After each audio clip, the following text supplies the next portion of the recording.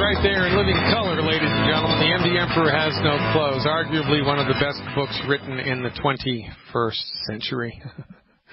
Go to Amazon.com, check it out. There's information in here that will save lives. There's information in here that will save lives. Go to drglidden.com, click on the store button. If you want a soft-bound edition, we will sell it to you.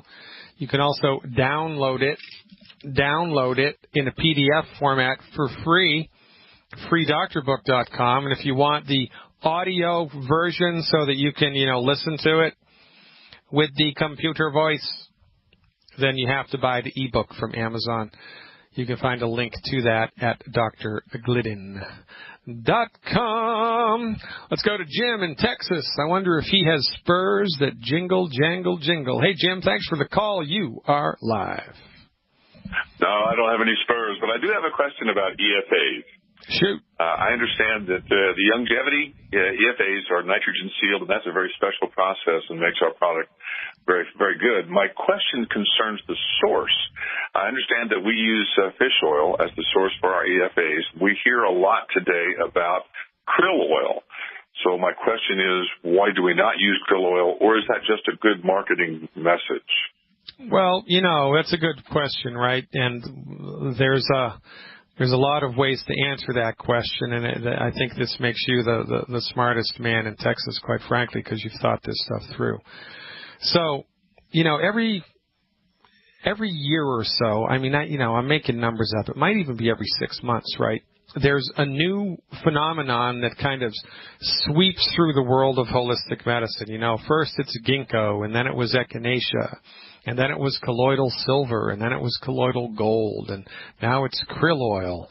And before that it was extra virgin olive oil, and then after that it was rhodiola. And then, right, there's all this stuff that kind of filters into the mainstream.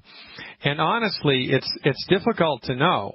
Even for people like me who do this for a living, it's hard to know where to separate the myth from the reality, because as it is in the pharmaceutical industry, right, most of the research that's done on, krill oil will be done by the companies that are promoting the krill oil. Or they'll pick and choose research from the public domain that supports the use of the krill oil or whatever.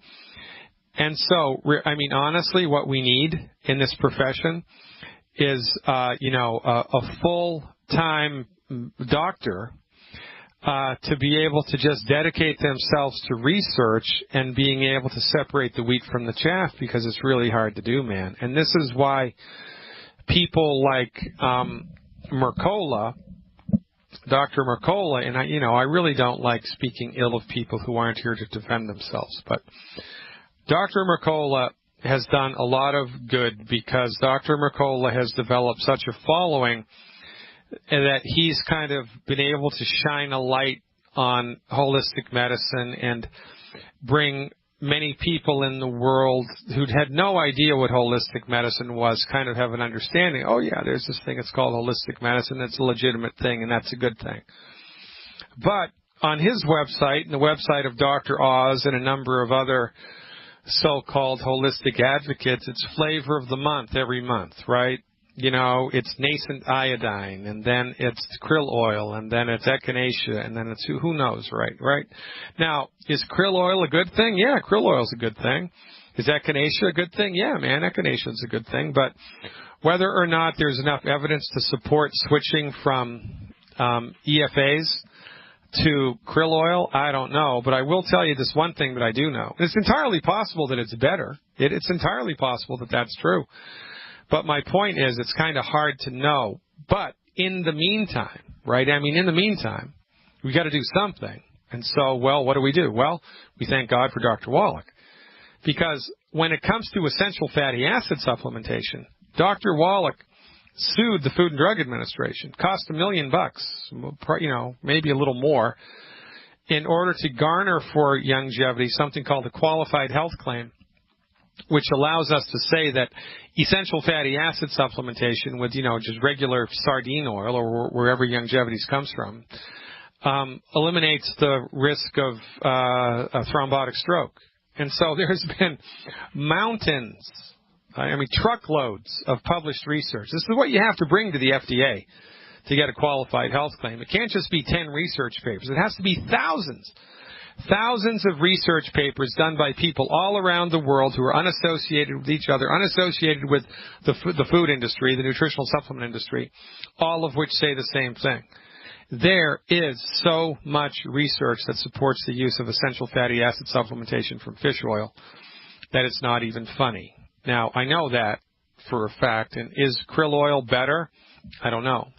Time will tell. But in the meantime, I'm going to stick with Old Faithful, man, and lean on Dr. Wallach. And, you know, honestly, it's kind of like, you know, anything else. You start a new relationship, and you're just agog over the person, and, you know, you think they're the greatest thing that God ever created. And then 10 years into marriage, it's like whatever, you know. I mean, you know, kind of sometimes the interest dies away. And that's often what will happen with it. That didn't happen with me, by the way. My relationship is stronger than it's ever been. That's because I really got somebody just awesomely fantastic. I was blessed by that. But with longevity, what will happen a lot is that people get really excited about it and they're all over it, as they rightly should be when they first come in. But then kind of, you know, the glow fades, and people, it's easy to forget how spectacular an intellect Dr. Wallach brings to the table, especially because Wallach is one of the most unassuming people you'll ever meet. I mean, he looks like a truck driver, right? He doesn't look like a physician who should have been nominated for the Nobel Prize. He should have been. But honestly, and I can say this with 100% veracity, and I'm not blowing smoke, and I am not exaggerating. In 25 years of clinical experience, it is my opinion, based on too much exposure and too many results to argue against, that when it comes to medical nutrition, if you have a choice to believe Dr. Wallach or anybody else, believe Dr. Wallach. Because no kidding, man, he's the man. And, you know, it might be that krill oil is better. If it is, then once that research has been established and is grounded in fact, not fancy, longevity will sell it. Because that's what the company does. We evolve, right? But in the meantime, I'm going with Old Faithful EFA Plus, man. And you should too. Sounds good. That's a great answer. Thank you very much. It sure does. Yeah, well, look, I talk too much, Jim, you know, and I tend to go on rants like this. So what do you think? I mean, what do you think about that? Well, I think it makes perfect sense to me. I didn't realize that there wasn't that much research about krill oil. I didn't know that, which is why I called you. I do, though, wish you would explain to everybody, because I think it's really important, why does the nitrogen seal important? Oh, I know. Yeah, that does need to be iterated more. And there's a couple things at the company.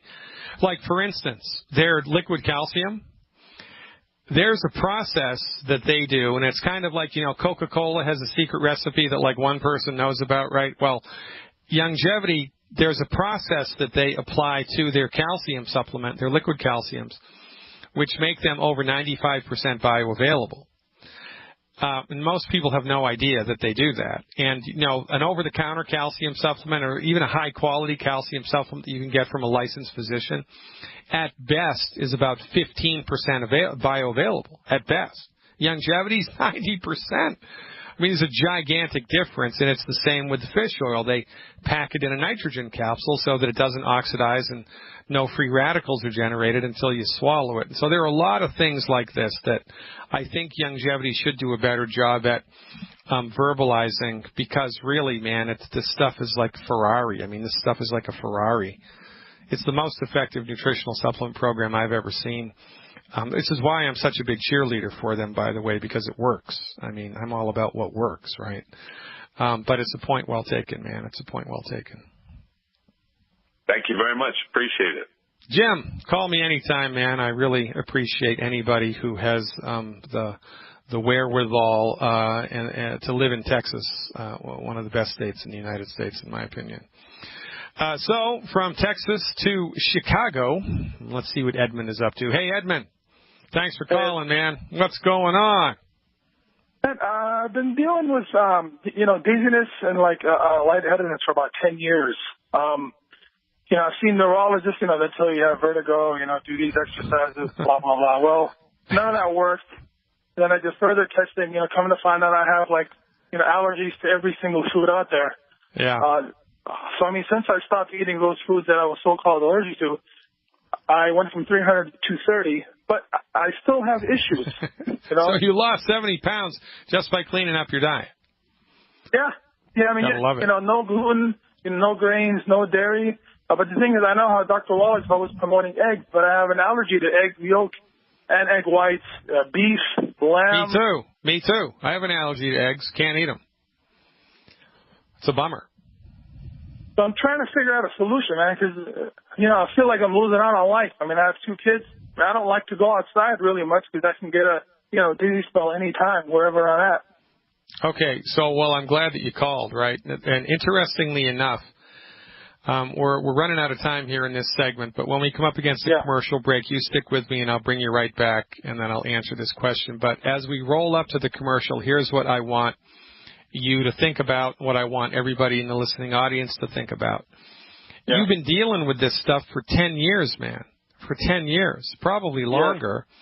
Yeah. And the MDs have let you down, and they've let you down, and they've let you down, and they've let you down, and they've let you down. Now, if everybody, and you kind of feel like you're the odd man out, or, maybe I have a bad gene, who knows, right? Because that's how they make you feel. But I swear to God, Edmund, if everybody in this country who had been let down hard by the MDs, like you've been let down, wrote a letter to the president or the Surgeon General or somebody at the New York Times to do an op-ed about this, there would be millions and millions and millions of letters flooding in, because this is not the exception, it's the rule. People are let down by the MDs all of the freaking time. And if we all stood up as a group and shouted this, maybe somebody would listen. Stick around. Welcome back, ladies and gentlemen. Dr. Peter Glidden here, a few days away from Halloween. That's right. Halloween is getting here quickly. So take your minerals or the Batman will visit you. Did somebody just sneak into the studio? I have no idea. Did somebody just pop in here? Issues here, ladies and gentlemen. Please forgive the disturbance. Funny things happen around here during the Halloween season. Let's go to Edmund in Chicago and finish it up. Hey, Edmund, are you still with me? Yeah, I'm here. All right. So, interestingly enough, there's a type of dizziness which is referred to as Wallach's vertigo. It's actually named in the diagnostic books after Dr. Joel Wallach, the founder of Longevity.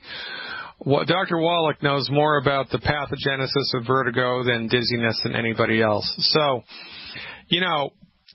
the first thing to consider when somebody has heartburn is that their stomach acid is too weak. The first thing to consider when somebody has high blood pressure is they don't have enough calcium and magnesium in their blood.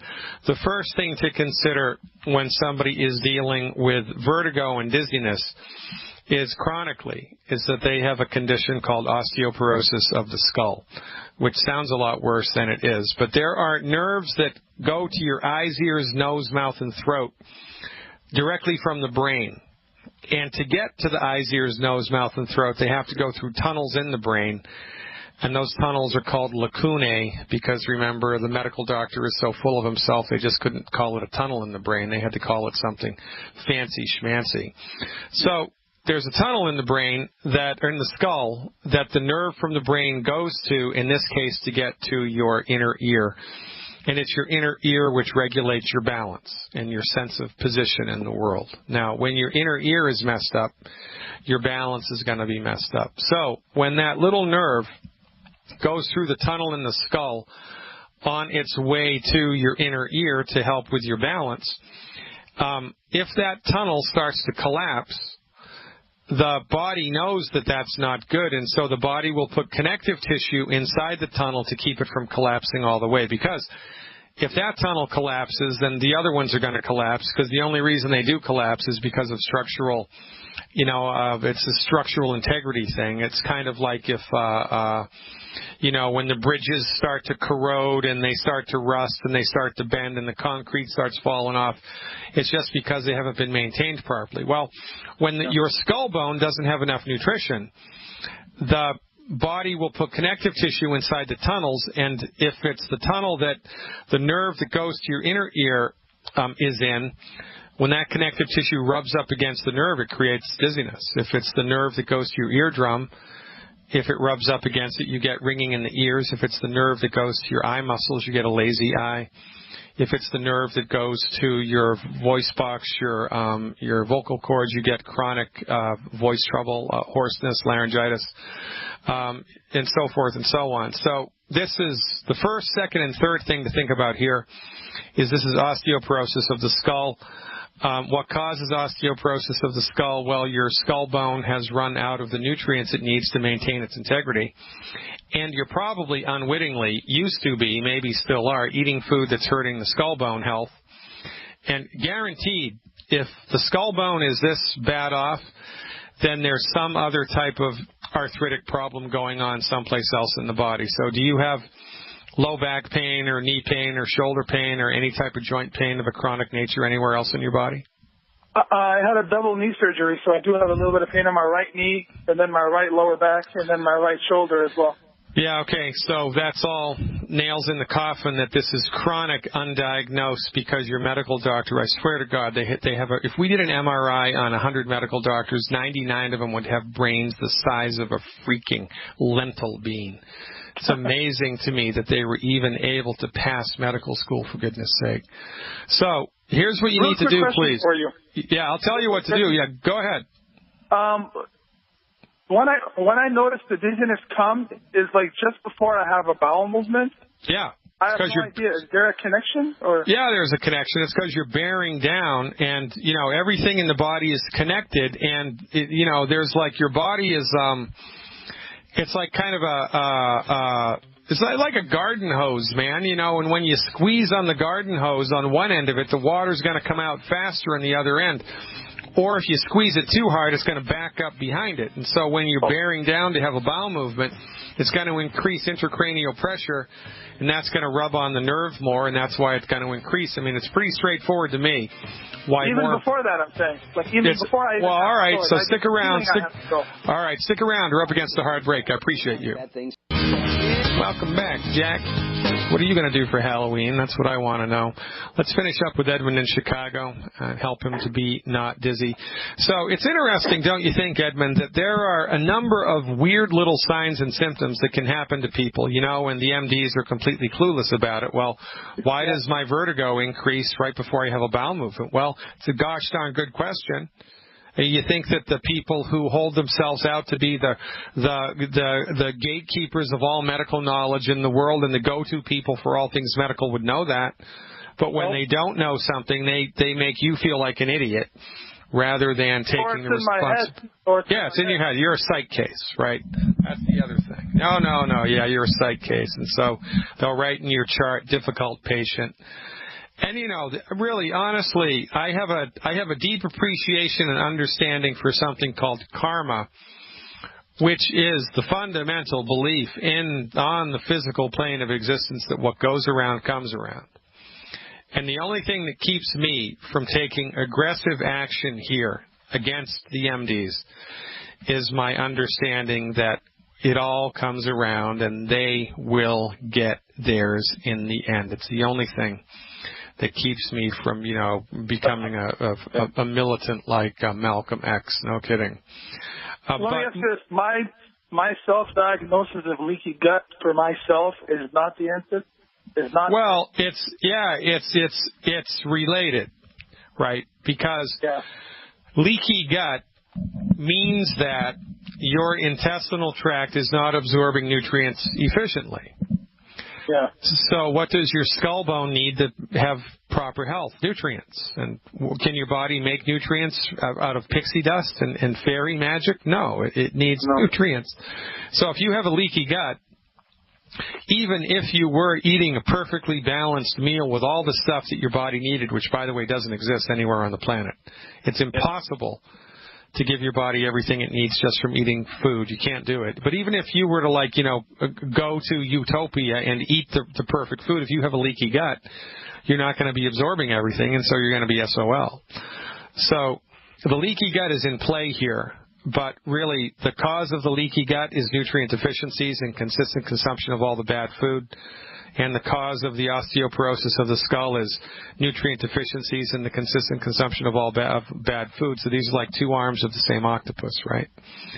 And, of course, the worse the leaky gut gets, the worse everything's going to get. And so then we're sliding down the slippery razor slope, and then we're going to die. So how much do you weigh, man?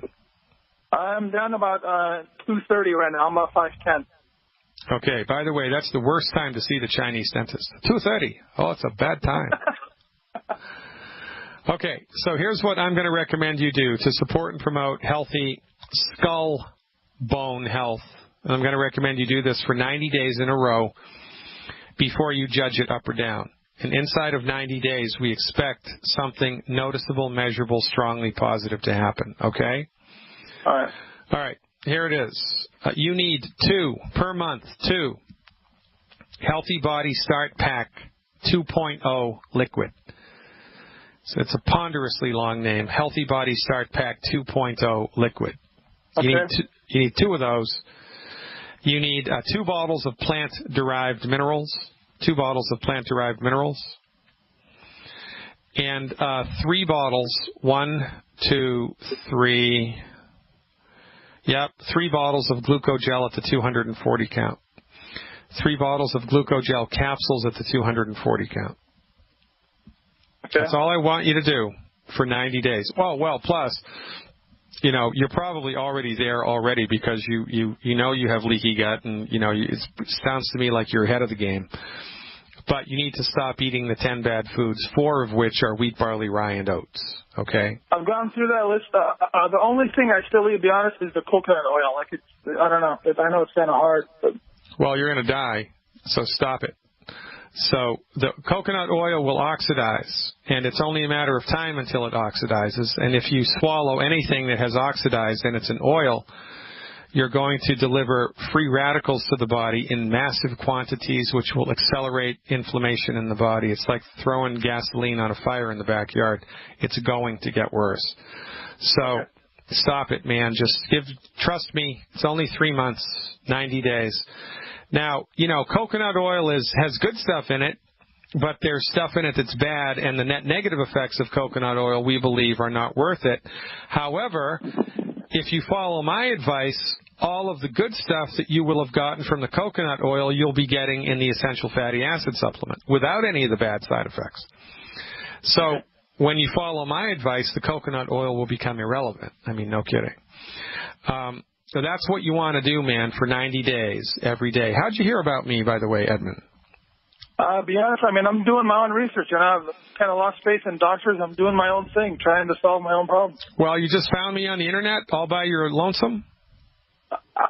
Probably YouTube, probably linked with you, or like all right, so I want you to give all right, so give this number a call, okay? If you came to me all by your lonesome, and have you bought a longevity supplement yet? No. All right, so call this number, please. And you got to just trust me again on this, because if you go to the Internet and try to just buy a longevity supplement without the proper guidance, you're going to get ripped off. So you need to get the stuff at the wholesale price. You need to get products that are fresh, that haven't been sitting in somebody's garage for a year and a half. So 855-347-3696.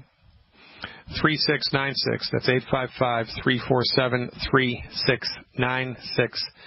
And then hit extension 2. Extension 1. I'm sorry, extension 1. Okay. And somebody on my team will answer the call, and they'll tell you how to get the stuff at the wholesale price. They'll tell you how to take it. They'll just do the whole thing for you free of charge, and that beats a poke in the eye with a sharp stick. All right? All right. All right, good luck. Call me back in about 4 weeks for the report. I'm expecting big things from you, and I mean it. I appreciate the trust and the phone call. Alberta, Canada is up next. Alan's calling with a question about gout. Ouch. It hurts me to just say it, Alan. You are live. Hey, Dr. Glidden. Yes, I'm suffering from gout, and I'm also having pretty severe leg cramps in the morning when I get up. Yeah. How long's this been going on, man? The gout for maybe a year, but the leg cramps maybe for a couple of months. Yeah. You and my second cousin, 7 times removed, Benjamin Franklin, both gout sufferers, so you're in good company anyway. Have you taken any longevity stuff at all? Yes, I'm taking the plant-derived minerals, and I'm also taking the liquid calcium, and taking selenium and EFA also. Well, okay, good. So how much of the liquid calcium are you taking? I was taking about 1 or 2 tablespoons before bed. Okay, and how much do you weigh? 212. Okay, so here's what I'd like you to do as an experiment for 7 days. Okay. To see if it gives you a leg up, pun intended, on the cramping. Okay? Right. All right. 1 ounce, you got to measure it out because it's tricky. 1 ounce, I want you to measure it out. 1 ounce of the liquid calcium. Is it the powdered calcium or the liquid? Liquid. Okay, good man. So I want you to do as an experiment for 7 days, 1 ounce of the liquid calcium in 2 ounces of orange juice or pineapple juice or orange pineapple banana or orange pineapple strawberry or some type of citrus juice. I don't care. Lemon juice, whatever. 1 ounce of the calcium in 2 ounces of citrus juice 4 times a day. Spread them out. I want the first dose to be first thing in the morning when you roll out of bed, and I want the last dose to be immediately before you go to bed. Okay. Okay.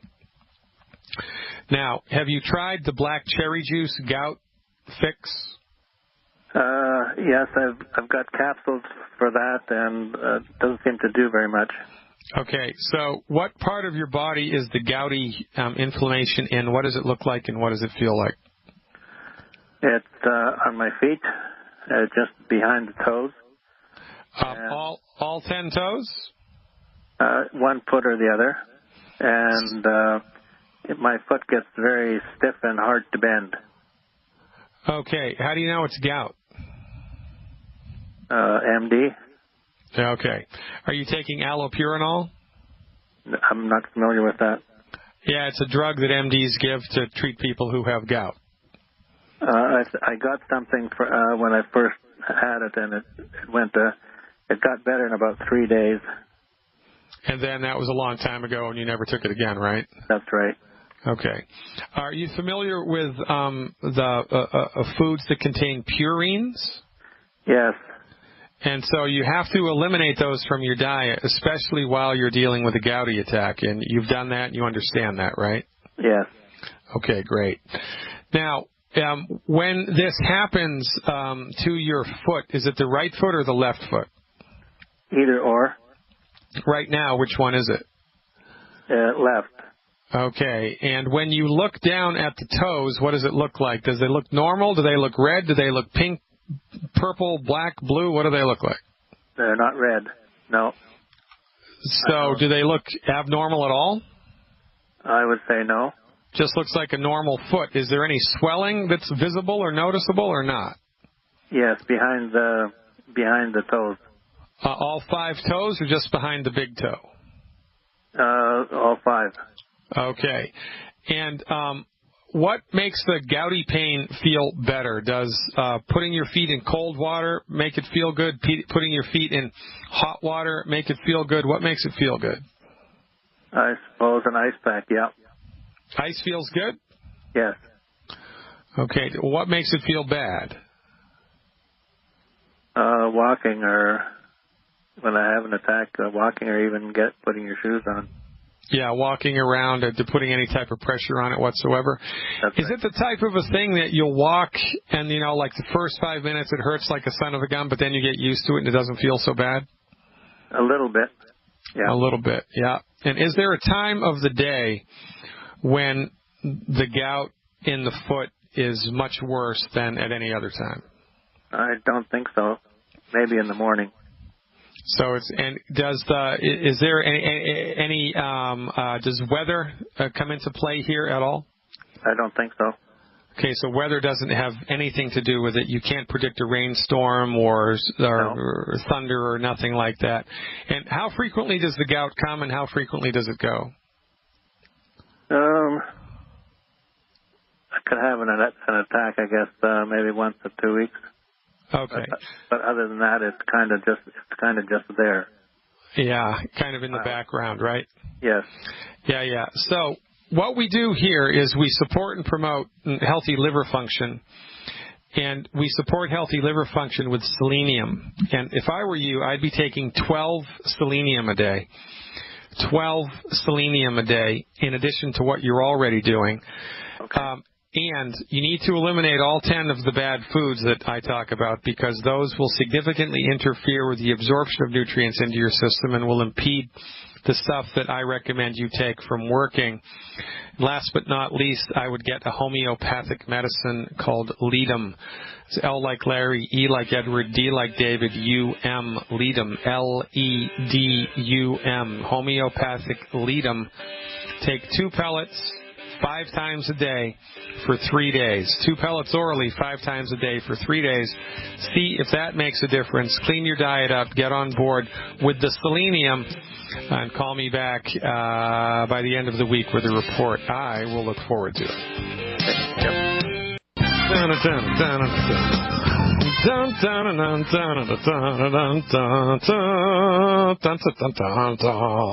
Hey, Mark from Oregon is up. I think he got disconnected earlier. Thanks for calling back, Mark. You are live. Good afternoon. Yes, I've been using the Healthy Body Bone and Joint Pack for over a year, and have been off the 10 bad foods for multiple years. And in fact, I got rid of the BTT and so on, or particularly the osteo and so on. Got rid of a 12-year-old knee issue for me, and I've got rid of some shoulder and other bone and joint issues. So I'm really happy with that. Awesome. Yeah, now, it's really great. Believe me, I agree, and that's why I still use it every day. I know there's nothing like results, right? Yeah, I'm in my 50s, and it seems like the youngins, even 20 years old, sometimes have a hard time keeping up with me, especially if it's an all-day event.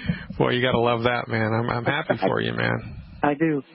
About 4 weeks ago, through potentially a couple of different things, I've had a stomach issue. I think originally it started as just a family stress issue where my stomach kind of got all tied up in knots.